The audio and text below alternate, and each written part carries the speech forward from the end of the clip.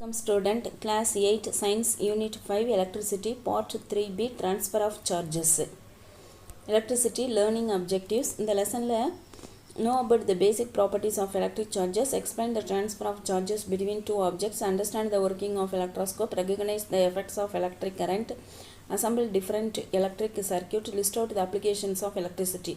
இதெல்லாம் learning objectives கொடுத்திருக்காங்க. இது basic properties of electric charges ஏற்கனவே பார்த்துட்டோம். அதுக்கு 2 வீடியோ போட்டிருக்கோம்.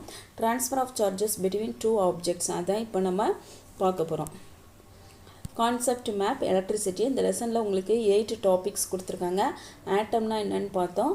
ஃபஸ்ட்டு டாபிக், செகண்ட் டாபிக் சார்ஜஸ்னால் என்னென்னு சொல்லி பார்த்தோம். Third topic transfer of charges இதுதான் பார்த்துட்ருக்கோம். Fourth topic flow of charges, fifth topic electroscope, sixth topic lightning and thunder, seventh topic electric circuit, eighth topic வந்து எஃபெக்ட்ஸ் ஆஃப் கரண்ட்டு. இந்த transfer of charges வந்து friction, conduction, induction மூலமாக நடக்கும். நம்ம போன வீடியோவில் ஃப்ரிக்ஷன்லாம் பார்த்துட்டோம். இன்றைக்கி இந்த வீடியோவில் கண்டக்ஷன் அண்ட் இண்டக்ஷன் மூலமாக எப்படி சார்ஜ் ட்ரான்ஸ்ஃபர் ஆகுதுன்னு பார்க்க போகிறோம். Transfer by conduction. Activity 2. Take a sheet of paper, turn it into a hollow cylinder, tie one end of the cylinder with a silk thread and hang it from a stand. ஒரு paper எடுத்துக்கோங்க, அதை நல்லா சிலிண்டராக role பண்ணிக்கோங்க. அதில் ஒரு எண்டில் பட்டு நூலை வச்சு சில்க் த்ரெட்டை வச்சு கட்டிக்கோங்க. Hang it from a stand, ஒரு ஸ்டாண்டில் அதை தொங்க விட்டுக்கோங்க. Now take an ebonite rod, charge it by rubbing it with a woollen cloth. இது நம்ம போன வீடியோவில் பார்த்துட்டோம். ஃப்ரிக்ஷனில் நடக்கும். அதாவது ஒரு உள்ளன் கிளாத்தை எபோனைட் ராடை வச்சு ரப் பண்ணும்போது உள்ளன் கிளாத்தில் இருக்கக்கூடிய எலக்ட்ரான்ஸ் வந்து எபோனைட் ராடுக்கு மூவ் ஆகி எபோனைட் ராடு வந்து எக்ஸஸ் ஆஃப் எலக்ட்ரான்னால நெகட்டிவ் சார்ஜாக இருக்கும். Bring this charged ebonite rod near the paper cylinder. Paper cylinder பக்கத்தில் இந்த எபோனைட் ராடை கொண்டு போங்க. The cylinder will be attracted by the rod. அந்த சிலிண்டர் வந்து பேப்பரை சிலிண்டர் வந்து அந்த ராடை நோக்கி திரும்பும். If you touch the paper cylinder by the charged rod. இப்போ நீங்கள் அந்த பேப்பர் சிலிண்டரை அந்த ராடை கொண்டு போய் டச் பண்ணுங்கள்.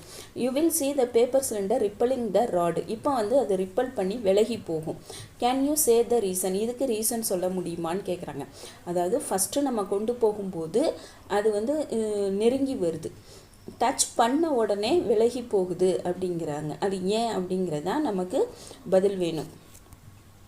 When the ebonite rod is rubbed with woolen cloth, electrons from the woolen cloth are transferred to the ebonite rod. நம்ம woolen cloth வச்சு ரப் பண்ணும்போது அதில் இருக்கக்கூடிய நெகட்டிவ் சார்ஜ் எலக்ட்ரான் ஃபுல்லாக ebonite rodக்கு வருது. Now ebonite rod will be negatively charged. அதனால ebonite rod negative சார்ஜாக மாறிடுது. When it is brought near the paper cylinder, negative charges in the rod are attracted by the positive charges in the cylinder. இப்போ சிலிண்டரில் பார்த்தீங்கன்னு சொன்னால் positive charge இருக்கும். ஏன்னா நம்ம silk thread இருக்கு இல்லையா, அது என்ன பண்ணணும்னு நம்ம ஏற்கனவே படிச்சிருக்கோம். அந்த பேப்பரில் இருக்கக்கூடிய நெகட்டிவை ஃபுல்லாக சில்க் த்ரெட்டு வந்து வாங்கியிருக்கும். அப்போ பேப்பர் வந்து இப்போ எப்படி இருக்குன்னா பாசிட்டிவ் சார்ஜாக இருக்கும். எபோனைட் ராடு வந்து நெகட்டிவ் சார்ஜுங்கிறதுனால முதல்ல வந்து என்ன பண்ணுதுன்னா அட்ராக்ட் பண்ணி அதை நோக்கி திரும்பும். when the cylinder is touched by the rod, some negative charges are transferred to the paper. ஆனால் முதல்ல டச் பண்ணாமல் இருக்கிறப்போ பேப்பர் வந்து அந்த நோக்கி திரும்பிச்சு எபோனைட் ராடை. டச் பண்ண உடனே எபோனைட் ராடில் இருக்கக்கூடிய நெகட்டிவ் ஃபுல்லாக அங்கே பாசிட்டிவில் இருக்கக்கூடிய அந்த பேப்பர் சிலிண்டருக்கு மூவ் ஆகும். இப்போ அந்த இடத்துல 5 ப்ரோட்டான்ஸ் இருக்குதுன்னு வச்சுக்கோங்க. உங்ககிட்ட எபோனைட் ராடில் ஒரு 10 எலக்ட்ரான்ஸ் இருக்குதுன்னு வச்சுக்குவோம். இப்போ 8 வந்து வேகமாக அங்கே மூவ் ஆகும்போது அந்த 5 ப்ரோட்டான்ஸ் ப்ளஸ் 5 எலக்ட்ரான்ஸ் வந்து ஜோடியாக ஆகி நியூட்ரல் ஆகிடும். அப்போ ஒரு 8 எலக்ட்ரான்ஸ் இங்கே மூவ் ஆனதுனால இப்போ வந்து அந்த 3 எலக்ட்ரானுக்கு வந்து அங்கே ஜோடி இல்லாமல் இருந்துகிட்ருக்கும்.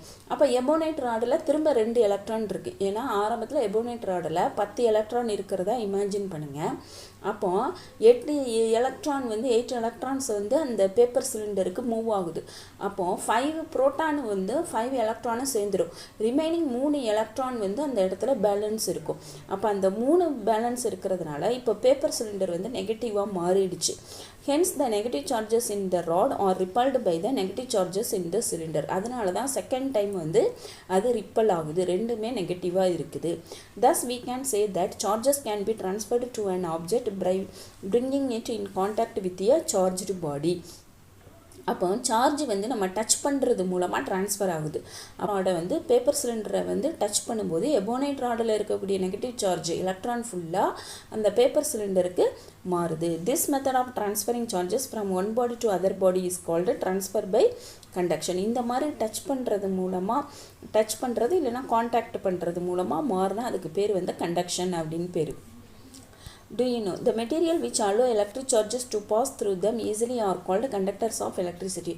எந்த மெட்டீரியல் வந்து சார்ஜஸ் உள்ளே வர்றதுக்கு அலோவ் பண்ணுதோ அதுக்கு பேர் வந்து good conductor. For example metals like aluminium, copper are good conductors of electricity. Materials which do not allow electric charges to pass through them easily are called insulator. சில material வந்து electric charges உள்ளே pass பண்ண விடாது, அதுக்கு பேர் insulator. Example வந்து rubber, wood and plastic are insulators. இப்போ அடுத்தது தேர்ட் மெத்தட் பார்க்க போகிறோம், ட்ரான்ஸ்ஃபர் பை இண்டக்ஷன். இண்டக்ஷன் அப்படின்னு சொன்னால் அதை டச் பண்ணாமலே எப்படி வந்து சார்ஜ் ட்ரான்ஸ்ஃபர் ஆகுது அப்படிங்கிறது தான். we saw that we can charge an uncharged object when we touch it by a charged object, but it is also possible to obtain charges in a body without any contact with other charged body. அதாவது இது வரைக்கும் நம்ம வந்து uncharged ஆப்ஜெக்டை touch பண்ணி அதை வந்து சார்ஜராக மாற்றலான்னு பார்த்தோம். ஆனால் இப்போ வந்து அதாவது சார்ஜஸை வந்து டச் பண்ணாமலேயே நம்ம வந்து அந்த பொருளை வந்து சார்ஜை ஏற்ற முடியும், அதுக்கும் பாசிபிலிட்டி இருக்குதுன்னு சொல்கிறாங்க. அப்போது இந்த definition, the process of charging and uncharged body by bringing a charged body near to it but without touching it is called induction. அதாவது ஒரு அன்சார்ஜ்டு பாடியை சார்ஜ் பாடியை பக்கத்தில் கொண்டு வரதன் மூலமாக டச் பண்ணாமலேயே சார்ஜ் ஏற்ற முடியும். The uncharged body acquires an opposite charge at the near end and similar charges at the further end. அப்போ அன்சார்ஜ்டு பாடி என்ன பண்ணுன்னு சொன்னால் ஆப்போசிட் சார்ஜை வந்து அக்யர் பண்ணும் பக்கத்தில் போய், சிமிலர் சார்ஜ் வந்து ஃபர்தர் எண்டுக்கு போகும். இப்போ இந்த பிக்சர் பார்த்தா உங்களுக்கு புரியும். இதான் வந்து அன்சார்ஜ்டு பாடி. அன்சார்ஜ்டு பாடினா அந்த இடத்துல சார்ஜே இல்லைன்னு இல்லை, அதாவது நம்பர் ஆஃப் ப்ரோட்டான்ஸும் நம்பர் ஆஃப் எலக்ட்ரான்ஸும் ஈக்குவலாக இருக்குங்கிறதான் இதோட மீனிங். அதான் நம்ம நியூட்ரல் பாடின்னு சொல்லுவோம்.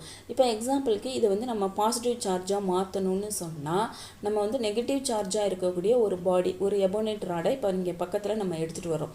அப்படி பக்கத்தில் வரும்போது இப்போ இது உள்ளே வந்து பாசிட்டிவ் நெகட்டிவ்னு இருந்தது இல்லையா. இப்போ இந்த நெகட்டிவை பார்த்த உடனே இதை பாசிட்டிவ் அட்ராக்ட் பண்ணுறதுனால பாசிட்டிவ் சார்ஜ் ஃபுல்லாக இந்த இடத்துல அக்யூமுலேட் ஆகும். அப்போ நெகட்டிவ் சார்ஜ் ஃபுல்லாக இன்னொரு இடத்துக்கு ஒதுங்கி போயிடும். ஏன்னா நெகட்டிவும் வந்து ரிப்பல் பண்ணும். அப்போ நெகட்டிவ் இங்கே வந்தால் பாசிட்டிவ் அதை நோக்கி தேடி வரும், நெகட்டிவ் அதை விட்டு விலகி போகும். அப்போ நெகட்டிவ் இங்கே வந்த உடனே நம்ம கிரவுண்டுக்கு எர்த் கனெக்ஷன் கொடுக்குறோம். கொடுத்த உடனே நெகட்டிவ் ஃபுல்லாக கீழே இறங்கி வந்துடும். கொடுத்துட்டு அந்த எர்த் கனெக்ஷனை ரிமூவ் பண்ணிட்டீங்கன்னு சொன்னால் இந்த எபோனைட் ராட் இங்கே இருக்கிற வரைக்கும் இந்த இடத்துல வந்து பாசிட்டிவ் அதே இடத்துல தான் இருக்கும். இப்போ எபோனைட் ராடை ரிமூவ் பண்ணிட்டீங்கன்னா இந்த பாசிட்டிவ் ஃபுல்லாக இந்த இடத்துல கரெக்டாக அசம்பிள் ஆகி உட்காந்துரும். அந்த பிக்சர் இங்கே உங்களுக்கு. Bring a negatively charged plastic rod near a neutral rod. Neutral rod பக்கத்தில் வந்து negative charge plastic rod கொண்டு வரீங்க. When the negatively charged plastic rod is brought close to the neutral rod, the free electrons move away due to repulsion, start piling up at the further end. அப்போ அங்கே இருக்கக்கூடிய electron எல்லாம் இன்னொரு எண்டுக்கு போய் சேர்ந்து பைலிங் ஆகுது, அந்த இடத்துல அக்யூமுலேட் ஆகுது. The near end becomes positively charged due to deficit of electrons.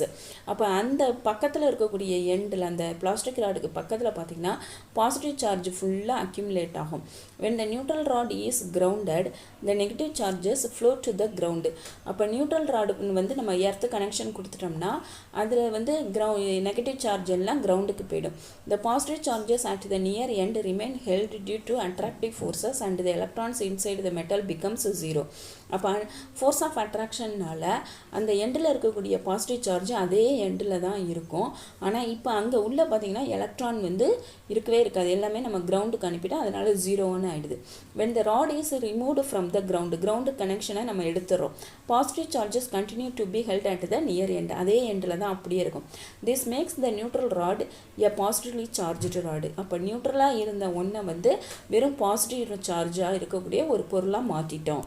Similarly, when a positively charged rod is brought near an uncharged body, இதை வந்து இப்போ உங்களுக்கு மாற்றி கேட்பாங்க, ஒரு பொருளை வந்து எப்படி டச் பண்ணாமலேயே வந்து பாசிட்டிவ் சார்ஜாக மாற்றுறதுன்னு கேட்டால் புக் பார்த்துட்டீங்க. அதே வந்து ஒரு பொருளை எப்படி வந்து டச் பண்ணாமலே நெகட்டிவ் சார்ஜாக மாற்றுறது அப்படின்னு கேட்டாங்கன்னா அது என்ன சொல்கிறாங்கன்னா similarly when a positively charged rod is brought near an uncharged rod a negatively charged electrons are attracted towards it. அப்போது எப்படி வந்து பாசிட்டிவ் சார்ஜ்டு ராடை வந்து அன்சார்ஜ்டு ராடுக்கு பக்கத்தில் நம்ம எடுத்துகிட்டு வர்றோம்னு சொன்னால் நெகட்டிவ் சார்ஜ் எலக்ட்ரான் ஃபுல்லாக ஒரு இடத்துல அந்த பாசிட்டிவ் இருக்கிற இடத்த நோக்கி போகும். As a result, there is excess of electrons at nearer end and deficiency of electrons at the further end. Deficiency of electronங்கிறது புரோட்டான், அது ஃபுல்லாக அடுத்த எண்டில் அக்யூமுலேட் ஆகும். The nearer end of the uncharged rod becomes negatively charged and far end is positively charged. அப்போது பக்கத்தில் உள்ளது ஃபுல்லாக வந்து நெகட்டிவ் சார்ஜாக மாறிடும், அந்த ஃபர்தர் எண்டில் வந்து பாசிட்டிவ் சார்ஜாக மாறுது அப்படின்னு சொல்கிறாங்க. இன்றைக்கி இந்த வீடியோவில் நம்ம ட்ரான்ஸ்ஃபர் ஆஃப் சார்ஜஸ் பார்த்தோம். அது வந்து 3 மெத்தடில் நடக்கும்: ஃப்ரிக்ஷன், கண்டக்ஷன், இண்டக்ஷன். ஃப்ரிக்ஷனுங்கிறது வந்து ரப் பண்ணுறது மூலமாக சார்ஜ் வந்து ட்ரான்ஸ்ஃபர் ஆகும். கண்டக்ஷனுங்கிறது காண்டாக்ட் டச் பண்ணுறது மூலமாக ட்ரான்ஸ்ஃபர் ஆகும். இண்டக்ஷனுங்கிறது டச் பண்ணாமலேயே ஒரு பொருளை வந்து எப்படி சார்ஜு தான் மாற்றுறது அப்படிங்கிறத பார்த்தோம். நம்ம நெக்ஸ்ட் வீடியோவில் ஃப்ளோ ஆஃப் சார்ஜஸை பற்றி பார்ப்போம். Thank you student.